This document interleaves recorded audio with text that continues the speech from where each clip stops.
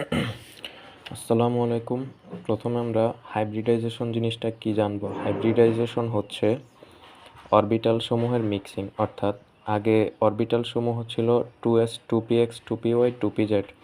sp3 সংকরায়নে একটা s এবং 3টা p অরবিটাল মিক্স হবে, তাহলে এই একটা s এবং 3টা p অরবিটাল মিক্স হলো। তো মিক্স হওয়ার পর ওদের নাম হলো sp3। আগে ওর নাম ছিল 2s, ওর পরে নাম হয়ে গেছে 2sp3। ওর নাম px, ওর নাম হয়ে গেছে 2sp3। অর্থাৎ আমার এই s যে গোল অরবিটাল এবং p এর যে ডাম্বেল আকৃতির অরবিটালগুলো আছে, ওরা সবাই মিক্স হয়ে নতুন নতুন বৈশিষ্ট্যের 4টা অরবিটাল তৈরি করছে। এখানেও 4টা ছিল, এখানেও 4টা তৈরি হয়েছে। তো এখানে sp3 এর ক্ষেত্রে যেহেতু সবশেষে কোনো অসংকরিত অরবিটাল নাই, তাই এখানে কোনো পাই অরবিটাল হবে না। sp2 এর ক্ষেত্রেও একই অবস্থা, একটা s এবং 2টা p এর সংমিশ্রণে sp2 অরবিটাল গঠন হয়েছে নতুন বৈশিষ্ট্যের। এবং ওই যে 2pz, ও তো অংশ নেই অরবিটালের মিশ্রণে, তাই ও তার মতো থাকবে। এবং এ দেখে আমরা বুঝতে পারি sp2 অরবিটালের ক্ষেত্রে এই যে শেষের অসংকরিত অরবিটাল ও পাই বন্ধনে অংশ নেবে। তেমনিভাবে sp অরবিটালের ক্ষেত্রে শুধু একটা s এবং একটা p সংকরিত হয়ে sp অরবিটাল গঠন করবে, বাকি py এবং pz 2টা পাই বন্ধন উৎপন্ন করবে। আর এরা দুইজন যারা সংকরিত হয়েছে তারা সিগমা বন্ধন উৎপন্ন করবে। তারপর এখানে sp3 এর জন্য চিত্র কেমন, sp2 এবং sp এর জন্য চিত্র কেমন, এগুলো আমাদের শিখে রাখতে হবে। sp2 এর ক্ষেত্রে যে ত্রিভুজাকৃতির, আর sp3 এর ক্ষেত্রে ওখানে একদম বরাবর না দিয়ে একটু কোণা ইচ্ছা করে দেব, তাহলে তারপর আমরা এগুলো ওই অরবিটালের চিত্র আঁকতে কাজে লাগবে, আমাদের এই অ্যাটমিক চিত্রগুলো আঁকতে পরে কাজে লাগবে। তো প্রথমে আমাদের মিথানলের জন্য অ্যাটমিক স্ট্রাকচারটা আঁকতে দেওয়া হলো। প্রথমে আমরা স্ট্রাকচারাল ফর্মুলাটা আঁকবো, অর্থাৎ প্রথমে এখানে সবচেয়ে বেশি যোজ্যতা আছে কার্বনের, তাই কার্বনকে মূল একদম কেন্দ্রীয় পরমাণু হিসেবে লিখলাম। 2টা হাইড্রোজেন যুক্ত আছে, হাইড্রোজেন 2টা অ্যাড করে দিলাম, আর অক্সিজেন একটা আছে, ওকে ডাবল বন্ডের মাধ্যমে অ্যাড করে দিলাম। এখন কথা হয়েছে আমাদের যে অক্সিজেনের 2 জোড়া মুক্ত ইলেকট্রন আছে, এটা আমি জানিই না, তো এটা আমার বের করে নিতে হবে ইলেকট্রন কনফিগারেশনের মাধ্যমে। তো কার্বনের উত্তেজিত অবস্থার ইলেকট্রন বিন্যাসটা দাঁড়ায় এমন যে 1s2, তাহলে hydrogen helium, lithium, beryllium, boron, carbon, 4 আর 2 6। তারপর আমাদেরকে মনে রাখতে হবে যখন ডাবল বন্ড হবে তখন সাধারণত ডাবল বন্ডের ক্ষেত্রে sp2 সংকরায়ন হয়, সিঙ্গেল বন্ড যখন থাকবে তখন sp3 সংকরায়ন হয়, এবং ট্রিপল বন্ড থাকলে sp সংকরায়ন হয়।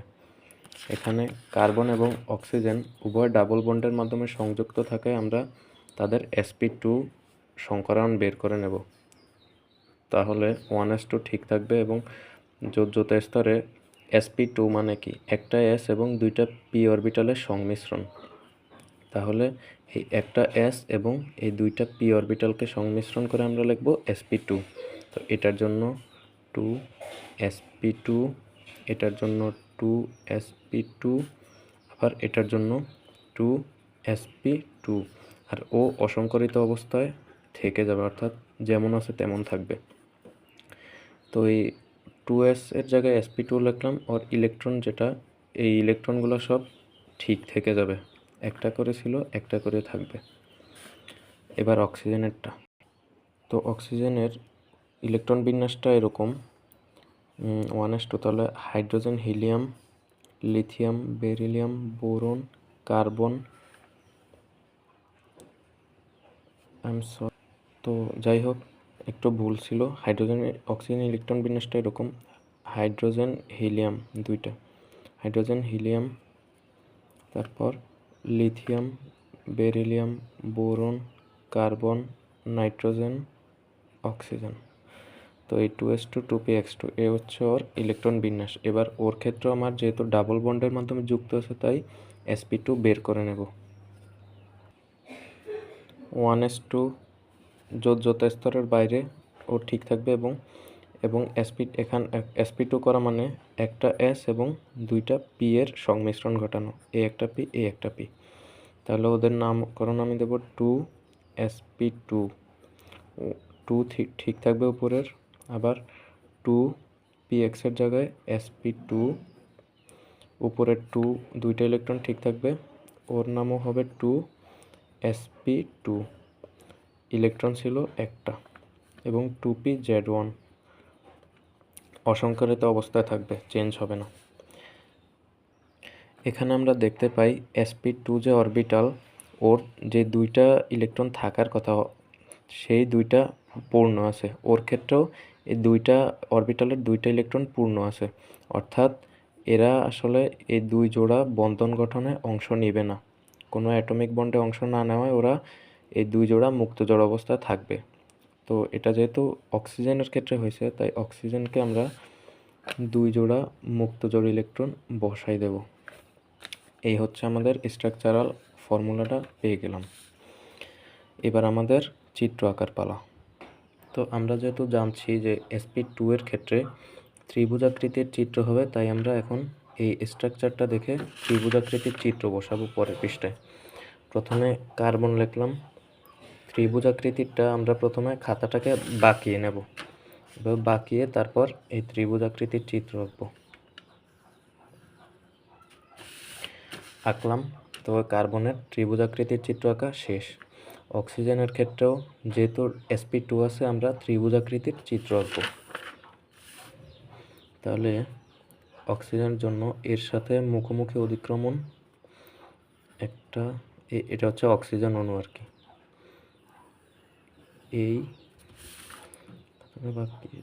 এই অক্সিজেনের জন্য আমার ত্রিভুজাকৃতির চিত্র আঁকা শেষ। এবার আমরা দেখতে পাই কি কার্বনের সাথে দুইটা হাইড্রোজেন যুক্ত আছে, এবার আমরা এখানে 1s লিখব, এখানে 1s লিখব, অর্থাৎ এখানে যে আমাদের sp2 অরবিটালগুলো কার্বনের, এই sp2 অরবিটালগুলো হাইড্রোজেনের সাথে যুক্ত হয়েছে, তো এই অরবিটালের নাম হবে sp2। এই জিনিসটাই মূলত সংকর অরবিটাল, যার নাম s ছিল অথবা p ছিল, তারা মিক্স হয়ে sp2 নামক একটা অরবিটালে উৎপন্ন হয়েছে। এটাও হবে sp2। তারপর ও হচ্ছে অক্সিজেন, অক্সিজেনের ক্ষেত্রেও sp2ই হবে, মুখোমুখি অতিক্রমণ করছে। আর আমরা দেখতে পাই অক্সিজেনের ক্ষেত্রে দুইটা অরবিটাল সম্পূর্ণ ছিল, অর্থাৎ এরা তো বন্ধন গঠনে অংশ নেবে না। তাহলে এই দুই জোড়া লন পেয়ারকে আমরা ওই যে ত্রিভুজাকৃতির এখানে লিখছি, এখানে দুই জোড়া ইলেকট্রন বসাই দেবো, এই এক জোড়া, এই আরেক জোড়া। তারপর আমরা এখানে আরেকটা কাজ বাকি আছে আমাদের, এই কার্বনের sp2 এর ক্ষেত্রে এই যে 2pz বাকি ছিল, আবার অক্সিজেনের ক্ষেত্রেও 2pz বাকি ছিল। এই 2pzকে আমরা কি করব, যে কোনো জায়গায় এঁকে দেব। তো আমরা এভাবে উপরে এই 2pzটাকে এঁকে, তারপরে অক্সিজেনের ক্ষেত্রেও 2pz অবশিষ্ট ছিল, তাই আমরা 2pz এঁকে তারপর এটাকে পাই বন্ধনের মাধ্যমে যুক্ত করে দেব, পাই বন্ড।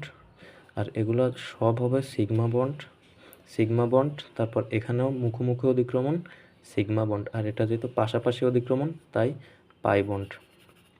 এখানে এই যে 2pz অরবিটাল কিন্তু দুইটা ডাম্বেলের জেড অরবিটাল বুঝাইছে, তো এগুলোও কিন্তু দুইটা করে ছিল। আমরা পরীক্ষার খাতায় মানে হিজিবিজি দেখানোর কারণে আমরা এক পাশে নিছি, দুই পাশে নেই।